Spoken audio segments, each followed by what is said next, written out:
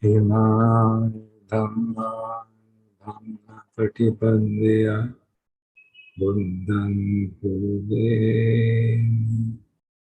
Dhammam Kude Sangham Kude. This practicing in accordance with the Dhamma, I worship the Buddha, the Dhamma, and the Sangha. May this offering be accepted.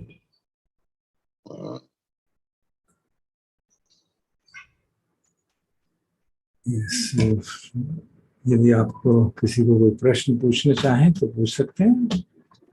प्रश्न नहीं होंगे then we'll continue.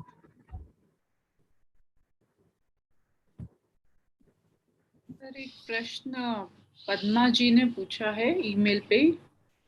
उनका प्रश्न है कि at some points during Dhamma reflection sessions, sir mentioned that we should try to remember incidents and try to reflect on that. The intensity of the incident will be less than when it had actually happened. Then how will it be useful? Can you please explain in detail? Yeah, that is true. It will be certainly less. And the whole idea is that if our visualization is strong and the incident has produced some, this should be done only when the incident has produced a strong impact on us and its effect is lingering. If it is not lingering, obviously it's gone. So if its effect is lingering, then we can certainly recall that retrospectively and actually feel what happened during that period. And try to trace the first noble truth is to understand suffering. So whatever the incident is, all experiences are essentially of the nature of suffering in the Buddha's teachings. So if you can recall that incident and then see what was actually the incident, and it must have originated from some interaction, there must have been some feeling, there must have been a reaction, and what kind of feeling it was there and what was the perception which led to that feeling. If this kind of thing is understood, then the suffering is understood in its depth. And that's why the Buddha says, if you understand suffering thoroughly, you automatically understand its cause. So the first noble truth says, there is suffering, suffering should be understood. In that sense, we live through that experience. Of course, ideally we should do it as early as possible, right at the time when the incident is happening, if possible. Then we can really, in real time, know it. But if we have lost that opportunity, it doesn't mean that we will not benefit by retrospectively analyzing it, because we'll know something very precious about it. I know it from my own personal experience, that if there is some suffering which is arising because of difference of perception, especially that, you may not be able to see it at the time of the incident, but if you reflect deeply after the incident and see why is it happening, and especially if something is happening again in a particular situation, then if you are able to penetrate into the mind, I could recognize, this is basically because I had a perception of a particular type, which is not matching with the perception of the other person, and it created a misunderstanding for years, not just a day, for years. And once that perception is recognized, it just ended, finished. I didn't have to do anything.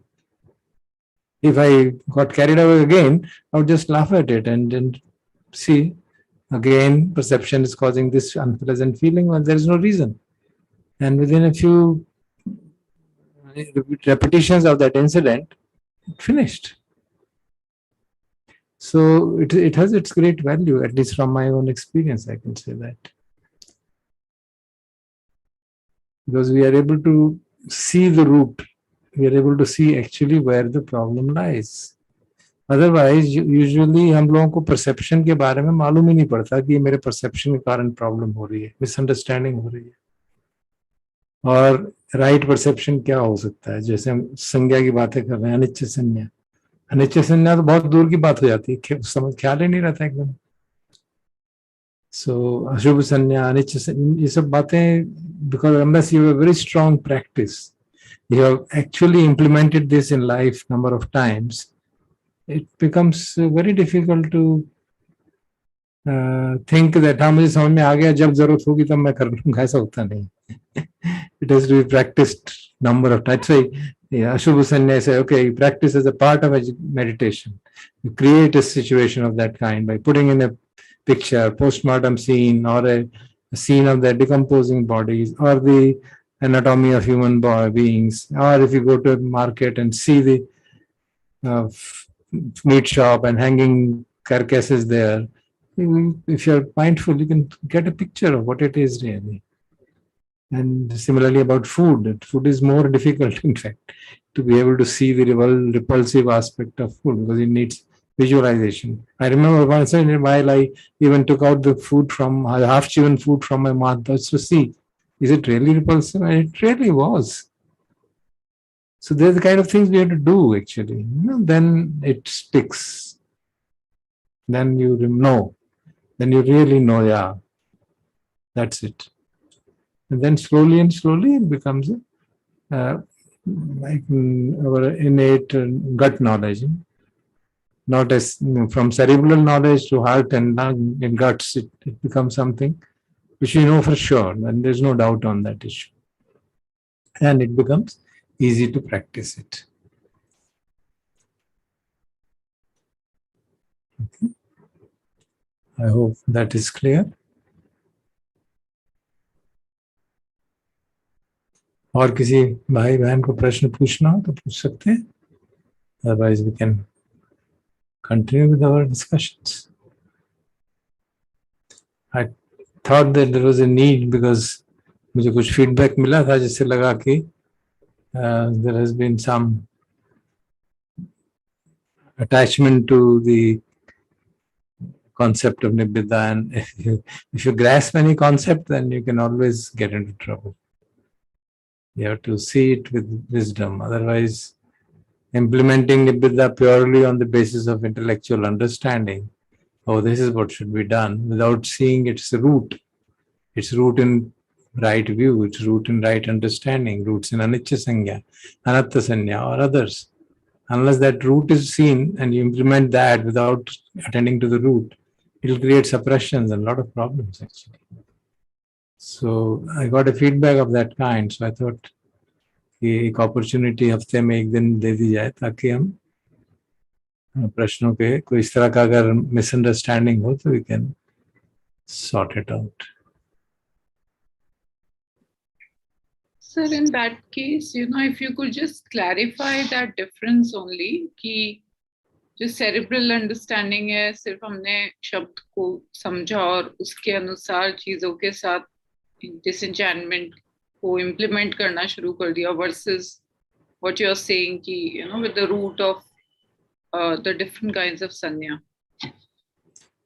You see, if somebody here, that's why I told Deepthi that this document also should not be shared publicly, because somebody who has not heard all the discussions, all the reflections, और वो उसको पढ़ता है कि हाँ हम संसार के प्रति हमारे को those 60 items of Mahasati Patthana, somebody sees them, oh, we generate craving by whenever we see something, we touch something, we hear something, with consciousness, with phasa, everywhere craving can generate. Yeah, I understand it now. So I should avoid all of them. And that becomes a real problem. That's not the idea.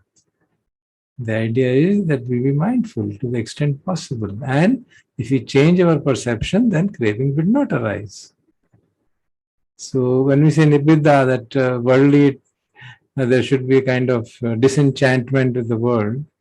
Now the disenchantment, let's say English language translation में थोड़ी दिक्कत है ना, because the people use stronger words, revulsion, disenchantment, and disillusionment, repugnance, these kind of disgust. These are the kind of translations. But it's pretty difficult to translate NIBBIDA in a correct way. It means in a Hindi language. So nearest जो मुझे लगा जो हमने translate किया अपनी translations में मोह भंग होना, कि आपको मोह in the sense, not in the sense of delusion, but in the sense of in the Hindi language में जो मोह है, प्यार होता है, बच्चे से बड़ा मोह है, तो your attachment. So मोह भंग means the attraction which was there is got disillusionment हो गई, समझ में आ गया कि ये चीज जो है वैसी नहीं है जैसे मैं समझता था इसको अभी तक.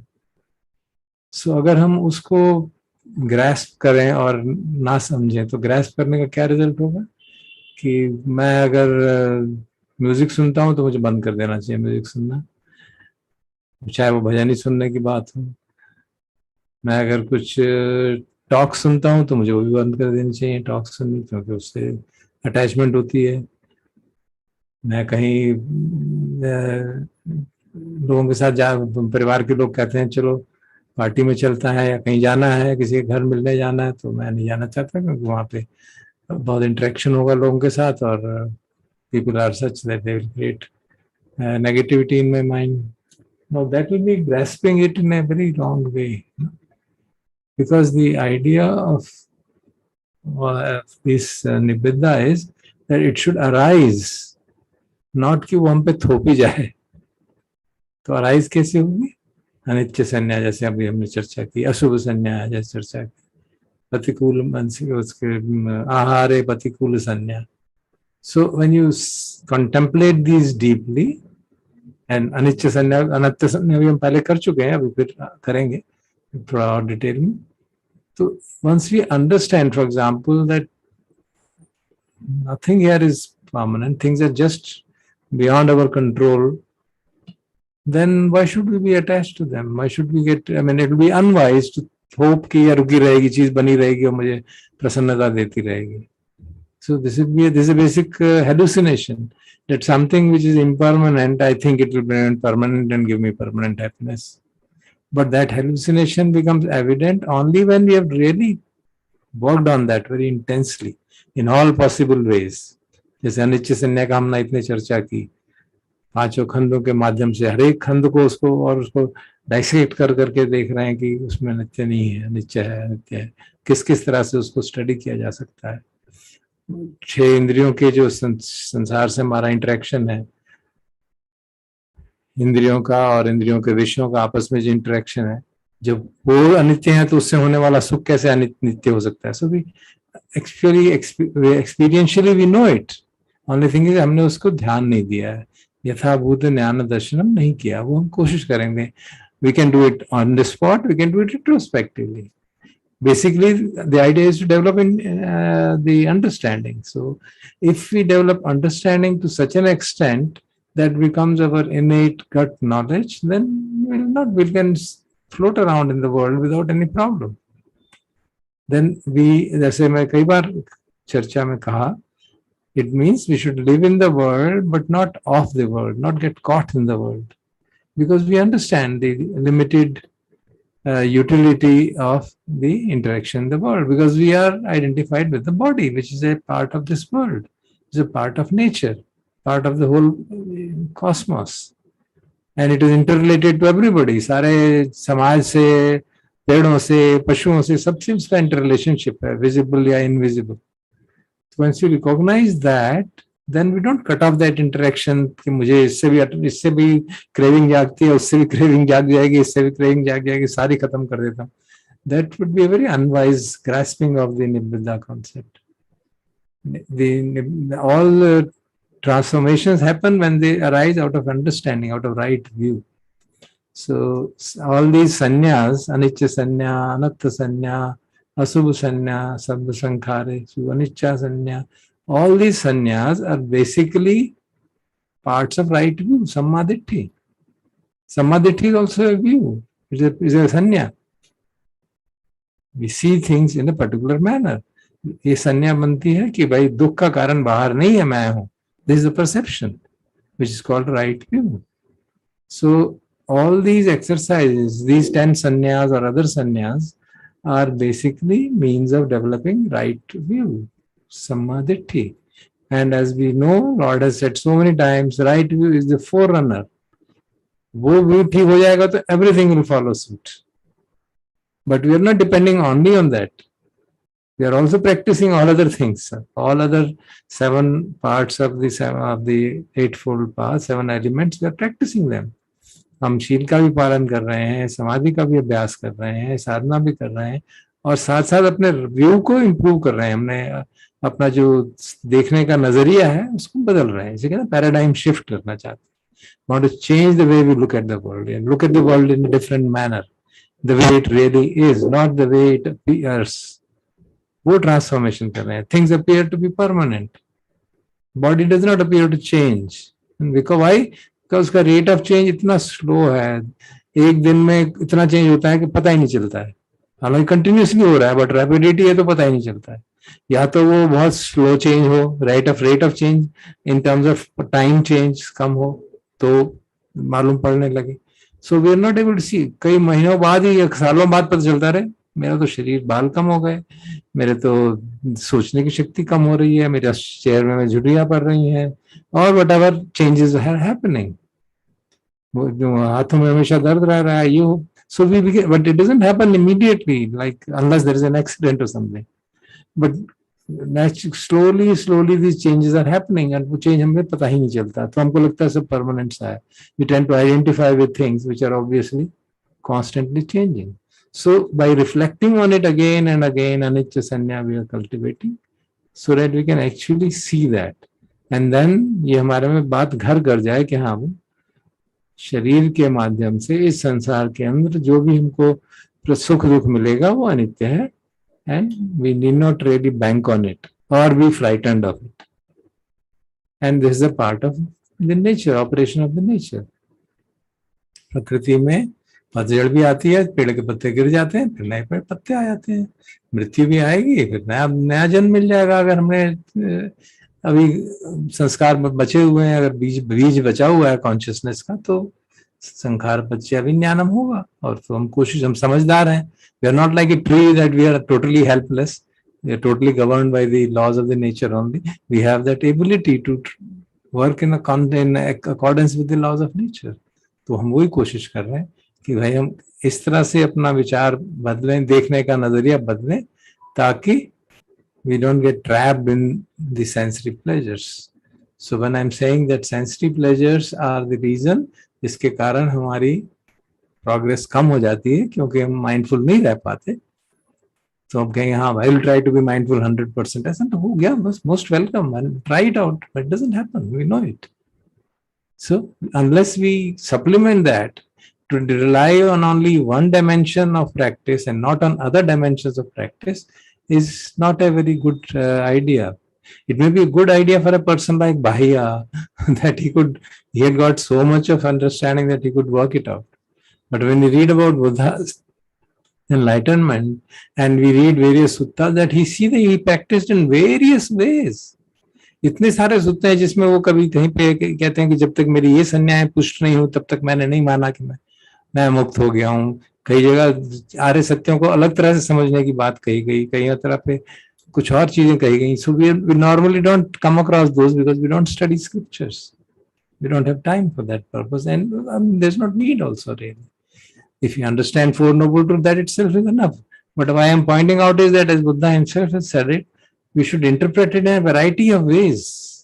अब मैंने एक सूत्र का उदाहरण भी दिया था, चूल दुख खंड सत्ता, जिसमें खुद ही कहते हैं कि भाई ये जो 4 आर्य सत्य हैं, इसके अनेक प्रकार के इंटरप्रिटेशंस और अनेक प्रकार के तरीके से उसको समझा जा सकता है. And you should try to exert and understand it so that you don't get caught in one particular way of seeing things, and therefore you will then be in a position to handle the life, because life is multifaceted. It's not single dimensional. Even monk's life is not single dimension. He also has to face so many other dimensions.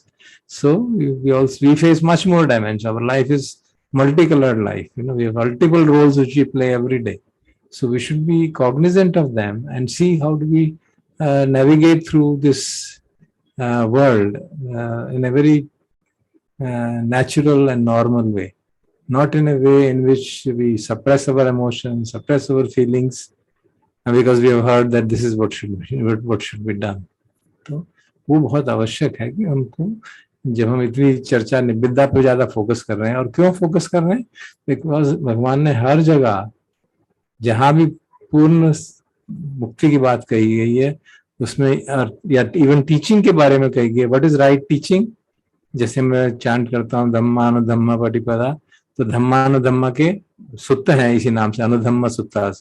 उसमें भगवान ये कहते कौन सा धम्म जो है, जो अनुधम्म सुत्ता के, कौन सा टीचिंग जो है उसके हिसाब से, that which leads to nibbida, leads to viraga, and leads that will lead to vimukti and to complete liberation. These are invariable factors always present in every sutta. So nibbida is a turning point actually for the movement towards the direction of liberation in that sense. And of course, it will not be in able position to develop it to such an extent that we become fully enlightened, but we use it as an additional support ताकि हमारा जो attraction है 5 खंडों से वो कम हो जाए, and we are able to really break through Sakkaya Ditthi, because that is the first thing to be really thoroughly understood. So even though it's not said that this is necessary for Sakkaya Ditthi, but practice, my own experience shows that because we get attached and attracted to the world, out of those 60 different dimensions which I had mentioned from Mahasatipatthana Sutta, because of that reason, I feel personally from my own practice that we should try to see the world in a different manner. Unless we look at the world differently, it's very difficult not to get trapped by the worldly attractions. That's the very essence of it, my own analysis of my own practice. So that's what I'm trying to share. But it should be seen in its proper light. अगर हम उसको unwisely use करेंगे तो नुकसान हो जाएगा, फिर गड़बड़ हो जाएगा. I've done that also in the long back when I used to suppress my emotions and try to say, no, this is not right, I should not do that. This is not, I should not eat it, I should not do this, I should not go there, I should not meet with that. And then seeing that it leads to enormous problem in the mind. You get suffocated, the mind becomes dry, you don't feel happy at all. You're always in this kind of like a dry stick. And that's not a healthy state of mind. See? So that's the reason I felt there is some need for a clarification on that. If there's any other point? जी बोलिए. आपने ये जो 10 संज्ञाओं को strengthen करने की बात कही है, द क्वेश्चन इज कि इनको स्ट्रेंथन करने से जो बाकी की पूरी संज्ञाएं हैं, परसेप्शंस हैं, वो अपने आप पीक हो जाएंगी या उनके लिए भी स्पेशल एफर्ट लगाना पड़ेगा? जैसे can you kindly give example which sannyasa you are talking about? Example, perception that somebody is not very friendly. It's a perception, right? So those kind of perceptions are what govern our day-to-day behavior in many aspects of life.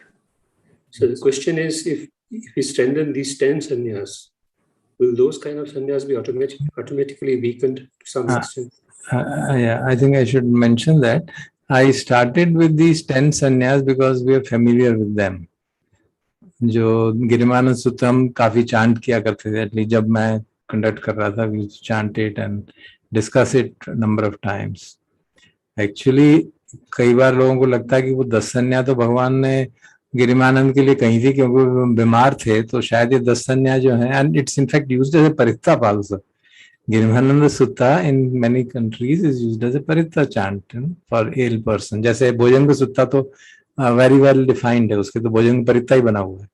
गिरिमानंद सुत्ता का परित्ता नहीं बना है, but Girimananda Sutta itself is seen as that, and I also used to see it in that. These are probably good vibrations are created and it helps in recovery. But it is something more profound than that actually. This is a way of transforming our way of looking at the world. And there are a number of suttas on perception जिनमें भगवान किसी जगह 5 की बात करते हैं, किसी जगह 7 की बात कहते हैं कि ये 7 संज्ञाएं अगर आप डेवलप कर लो, they will lead you to full liberation, that they will lead to the realization of the deathless, and they are all within them, and some things are different. And anicca sanya, and asubha sanya, marananusati, then Anicche, dukkha sanya, anicche, anatta sanya, then ahare, patikul sanya, which I mentioned yesterday. So they are mostly within that domain. Some are here, some things are also added. And there are also suttas which tell us about these. Now, these are something which are fundamental to way of looking at it. The very fact that, so for example, my understanding of my perception about different people, once I understand that the perception itself is fundamentally a mirage, which I have been saying a number of times, all our perceptions are basically based on appearances. They're not based on reality. And therefore, they are like a mirage because they are based on whatever observations we have made as such. Of course, from conventional point of view, they may be healthy. They may be helpful to us in navigate our life. That's perfectly fine. As long as we remember that those perceptions are not the correct perception, they are like mirages. And what is the correct perception? Anicca sanya is a correct perception. Anatta sanya is a correct perception. And so on, those which we are mentioning about other perceptions.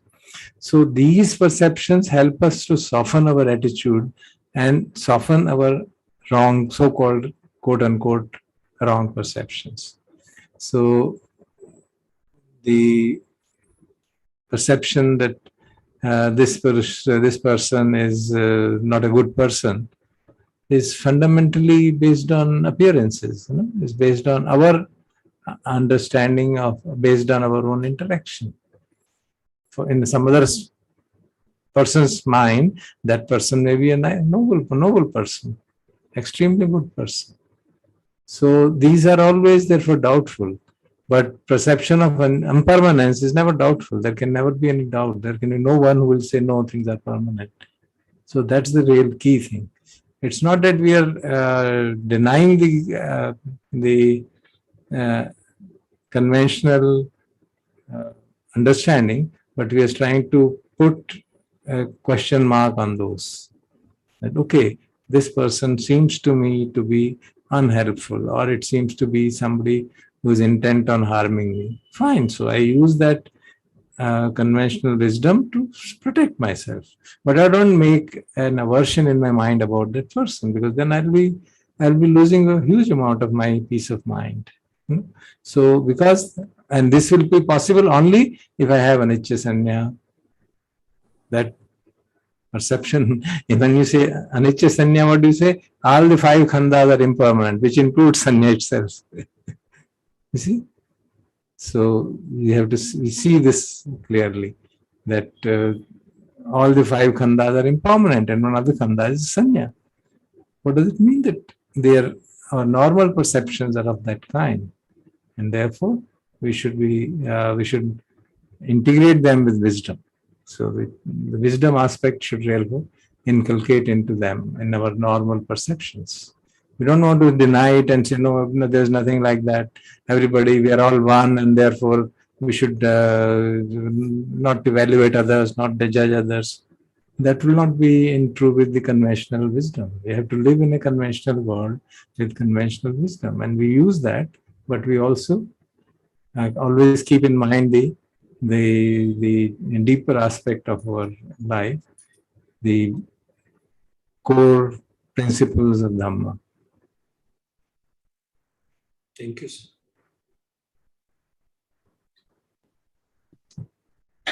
Okay. Also, sir, is there time for another question?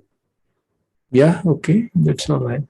Yeah. So, sir, I mean, ये जो एक imbalance create हो जाता है कि जब हम भले ये words से के साथ ही हमने अपना association कर लिया, having a not a very wise repulsion towards the world.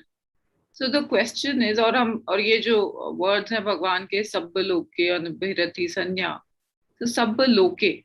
So my question is kind of zooming into this word lok, कि हम अपनी practice में, क्योंकि हम progressively उसको develop कर रहे हैं, is there a way to, or is there any merit in looking at both the sides, that lok को हम external lok भी देखें, but उतना ही internal lok भी साथ साथ लेकर चलें. Because for some reason in language when we say कि निब्बिदा towards the lok, तो वो एक जो बेसिक अंडरस्टैंडिंग पहले जो आती है बाय डिफॉल्ट वो ये कि दुनिया से disenchantment, while it is as much as pointing to one's own self also. So is there a merit in taking these two things together actively?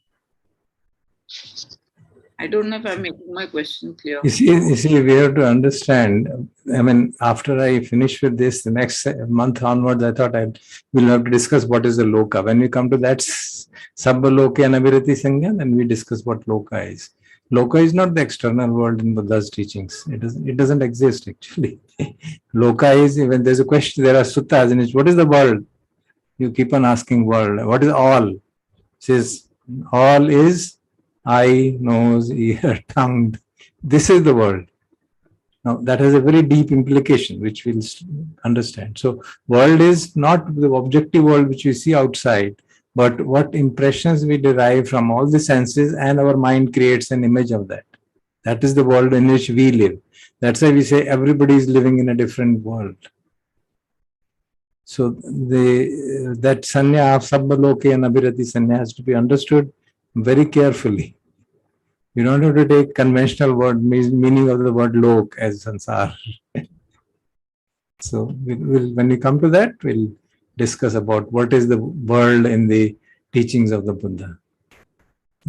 You must remember Rohita's Sutta, and there are other suttas where he talks of, I walked around, flied around in the world for my 100 years of life to reach the end of the world, but I couldn't reach. And Buddha says, yeah, you can't reach end of the world by walking. But unless you reach end of the world, you will never be liberated. What is this? So he explains him, the world is within you. And within this fathom-long body is the world. And you have to see the world in that true sense and reach its end here. Because world is within our mind. Not there is an objective reality outside which we don't really understand. Because what we understand, what we relate to is the world as seen by our senses and interpreted by our mind. Now that's what modern science also comes to, and that's what many films have come up to. Science fiction films have been made on that assumption and understanding. So we'll discuss it in due course. Okay. Yes, sir. Thank you. Good. So I think we'll stop here now. Enough. And